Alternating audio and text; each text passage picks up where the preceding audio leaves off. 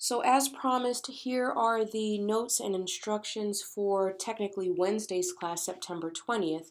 And we'll go ahead and talk about how you go ahead and draft body paragraphs for this first out-of-class essay.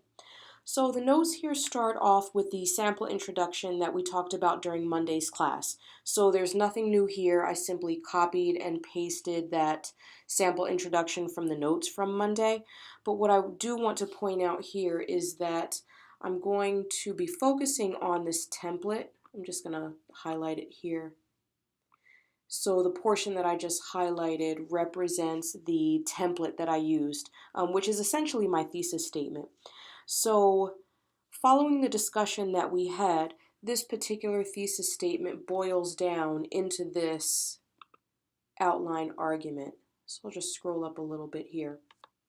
So this is essentially how all 6 of my body paragraphs would look if I'm going to make this argument using Maxfield and Zinchenko. So since I'm going to go ahead and talk about body paragraph number 1, I'm going to focus here on this first point, right? So my entire first body paragraph is going to be about Maxfield, and it's going to be about this point regarding false statements told by the food industry. So again, in your outline, it's just a basic idea of points, and I know that I need to flesh that out once I get to the body paragraph, but the outline at least gives me an idea about what I want to be talking about once I get into the body of the essay. So I'll go ahead and scroll down here to the piece about drafting body paragraphs. So before I even get started, these are some things that we want to keep in mind when we're thinking about body paragraphs, right? So first, the topic sentences are really important, and you need to make sure that your topic sentences are arguable, just like the thesis statement is arguable. So you don't want to make a point like, just for example, Maxfield argues about food culture in her essay. I can't really argue that. To argue that would be the equivalent of a misreading of her essay. So I need to not state a fact from the text, but I need to state an arguable point. So you want to be thinking about some of the paragraphs, some of the chapters that you've read in They Say, I Say, which talk about drafting, your own argument, and kind of keep that in mind as you go into topic sentences. So essentially, the topic sentences state the main point of argument for the paragraph in its entirety. So they're kind of like, I like to think of them as like baby thesis statements. They're a little bit more refined, a little bit more focused because they're about just the paragraph as opposed to the entire essay, but the rules for topic sentences are the same as the rules for thesis statements. Okay. Going into the rest of the paragraph, I'm using a couple of different terms here because it depends on what kind of text you're reading. The same point is referred to, kind of using different terms, but you might kind of hear about subpoints or what I will refer to later on as assertions, which are argumentative statements that help you develop that topic sentence in the rest of the paragraph. So we'll see how those work when I get to the example of the paragraph a little bit later, but kind of think about them as like smaller points of argument that you're going to use to develop that topic sentence. All right.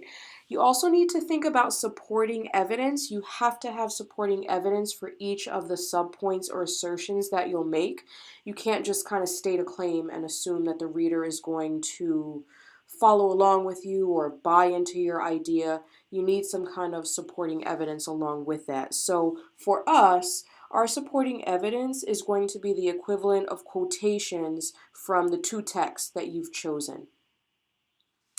All right, continuing on, you as the writer have the burden of explaining the relevance of each point of, supporting evidence. And, even though you've got the quotations there, you can't assume that the reader has interpreted those quotations in the same way that you have. So you as the writer need to draw the connection between the supporting evidence and the assertion that you're trying to make. All right. As you're writing, you want to be really mindful about transitions in your paragraphs. And I have documented a couple of examples of where you might choose to use transitions in your paragraphs.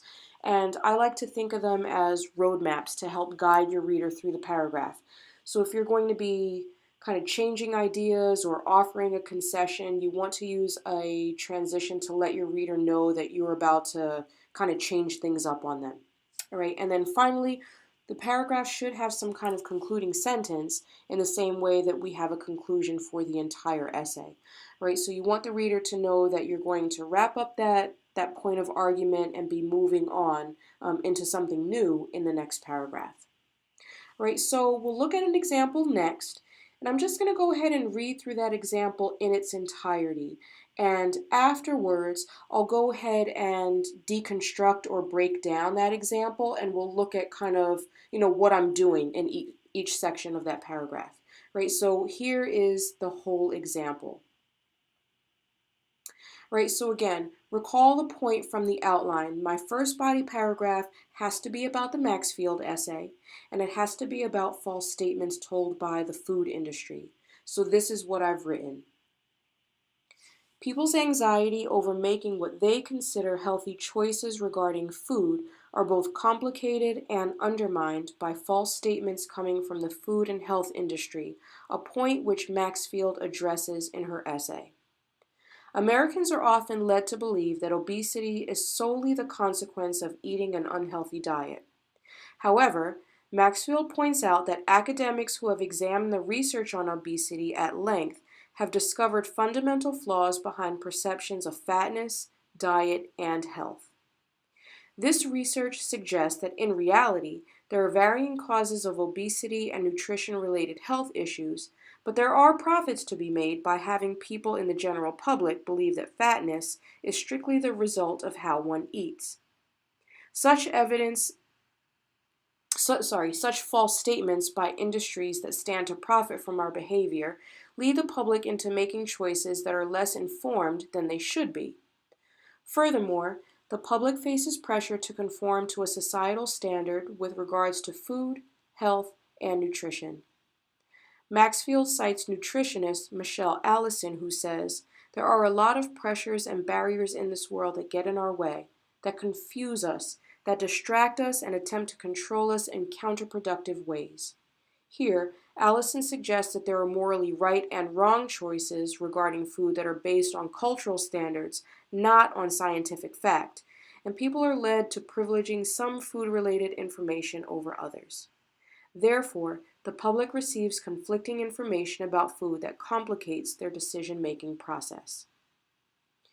All right, so that is my first body paragraph in its entirety. All right, so I'm going to scroll down now to the next piece of our notes in which I deconstruct the example. And I feel like this is probably the most important or helpful piece of the notes because I'm identifying what I'm doing in each sentence. So I haven't added anything to the text. I've simply broken up the paragraph to identify its parts. All right, so first, that entire first sentence in that paragraph is my topic sentence. So this is what I'm going to be arguing. I've got my point of argument first, and then I use that comma and attach it to the Maxfield essay. So I'm kind of doing the work of I say, so my argument, attached with what they say or what Maxfield is saying. So I'm doing both of those things in that topic sentence. And that sentence is totally arguable. Somebody could argue against that. It's not a point of, fact from either of the two essays that I'm